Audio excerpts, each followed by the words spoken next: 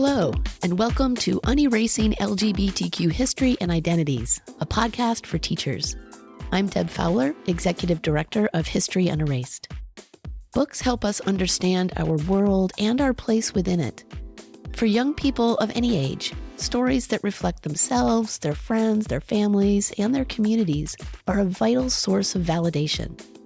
That's especially true for students whose identities are underrepresented or portrayed as a quote-unquote issue, and for those whose experiences are less likely to be depicted with nuance and appreciation. To explore the value of LGBTQ-inclusive books in the classroom, for students as well as teachers, I am speaking with my colleague Kathleen Barker. Kathleen is a library and information specialist and historian with over 20 years of experience as a museum and library educator. Hi, Kathleen. Thanks for joining me. Hi, Deb. Thank you for having me. I'm glad to be here. So, Kathleen, tell me, why do LGBTQ-inclusive books matter? Sure. Well, sharing LGBTQ-inclusive stories helps to normalize and affirm LGBTQ identities. We know from talking with teachers and with students that finding the right book at the right time can be life-changing. That moment, that aha moment of recognition when you pick up a book and start reading and find a character who is like you or a family structure that looks like yours can make all the difference to a student. And you've witnessed this firsthand, right? Absolutely. So one day in the school library, I was reading to a group of kindergartners. It was a lovely story about a family with two dads. And after the read aloud, this student came back up to me so excited. He wanted to talk about this book because it was the first time he had read a book or seen a book or heard a book that reflected his family. And he was so excited to tell me all about his two dads and how they were similar to or different from the two dads he had just met in the book I had read.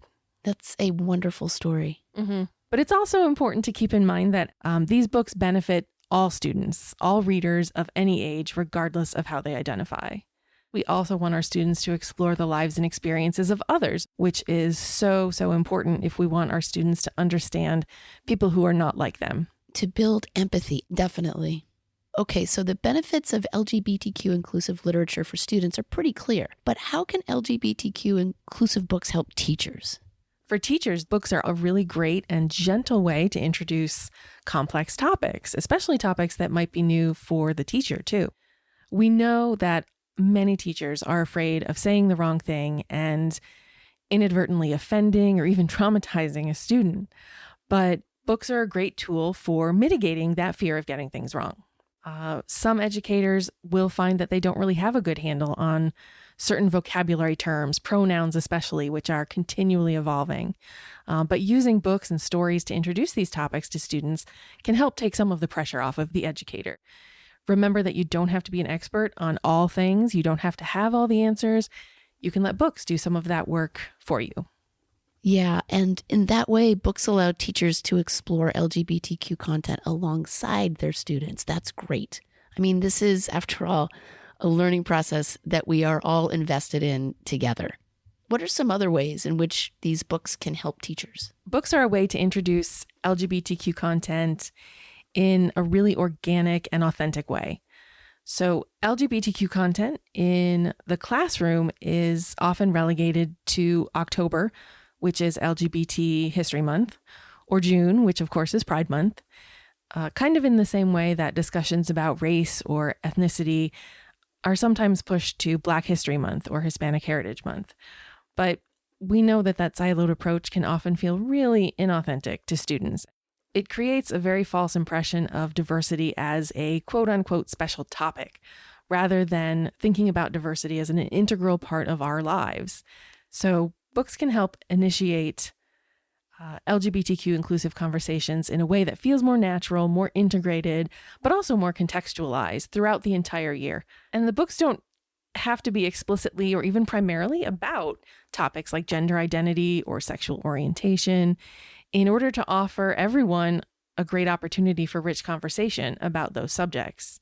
So even books, for example, with secondary characters that might be exploring their gender identity or sexual orientation can provide a really great starting point for discussions about those ideas. Can you give some examples of books that might offer opportunities to initiate these kinds of conversations? Absolutely. There are plenty of examples of what we would call classic or well-known works of literature that can be mined for this particular content.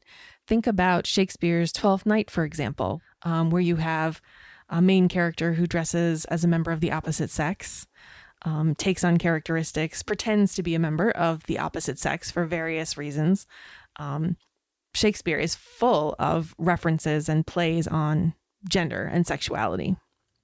And what's great about that is it also shows the questions of gender identity and the notion of gender fluidity have been alive and have been explored throughout history, going back centuries. Absolutely. Having characters with different gender identities or characters who explore different gender identities is absolutely nothing new. You also have the poetry of people like Walt Whitman or Langston Hughes, and their works are really often taught in a void that completely lacks any conversation about gender expression or sexual orientation. But many of their works can't be fully appreciated unless you consider the context of those authors' lives.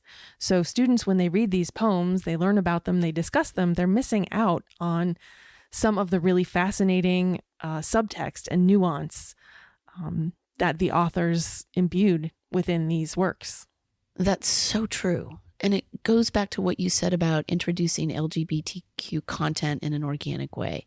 Like when a teacher draws attention to the fact that Whitman, for instance, was gay, using today's language, they're introducing an integral piece of information that's really going to enhance their students' understanding and appreciation of his work.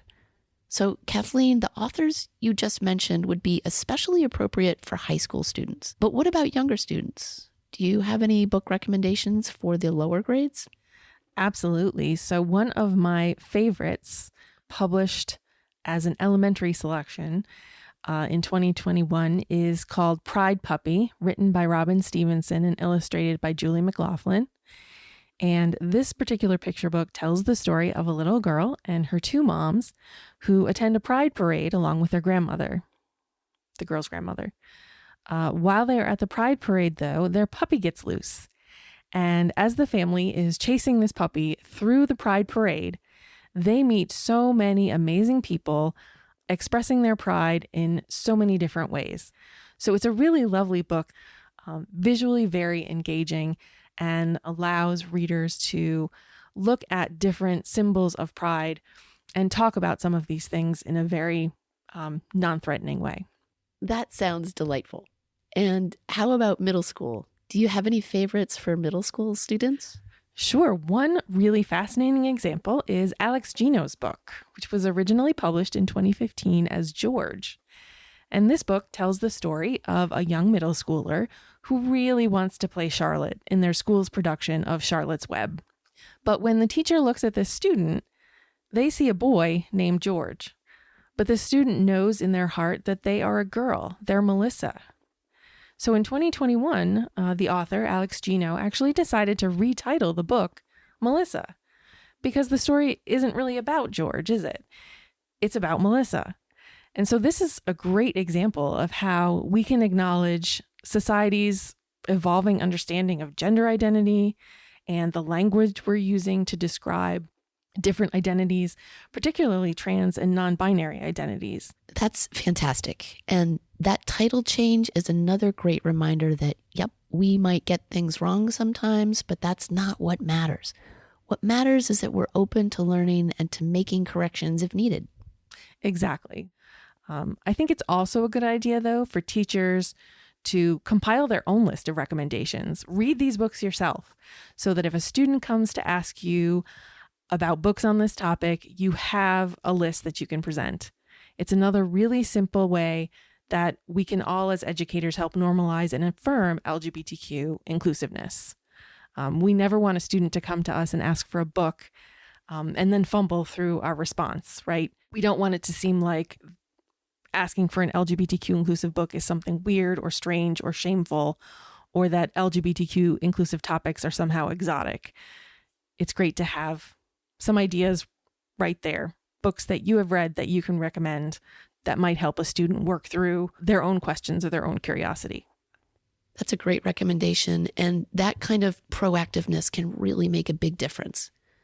Kathleen, do you have any final thoughts you'd like to share? Well, the landscape of children's and young adult literature is becoming more diverse every day. We still have a long way to go, but there are many amazing authors and illustrators creating beautiful and affirming LGBTQ inclusive works more and more every year. And we know that young people are demanding this content, and they will lead us into a more inclusive future, literary and otherwise. Thank you so much, Kathleen. You're welcome. Thank you.